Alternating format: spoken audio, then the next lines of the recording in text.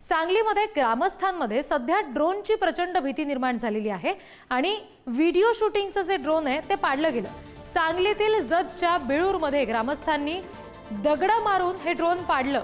भारत पाकिस्तान तणावाच्या पार्श्वभूमीवर नागरिकांमध्ये सध्या ड्रोन्सची प्रचंड दहशत आहे आणि याच दहशतीमुळे भीतीमुळे सांगलीतल्या नागरिकांनी व्हिडिओ शूटिंग करणारं 6 इंची ड्रोन पाडलं।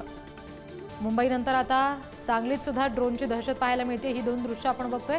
एकीकडे सांगलीमध्ये जे ड्रोन दिसलं त्याचे दृश्य, दुसरीकडे मुंबईत जे ड्रोन दिसलं होतं जे आता जप्त सुद्धा करण्यात आलंय त्याचे दृश्य। दोन्ही ड्रोन हे शूटिंगचे ड्रोन आहेत।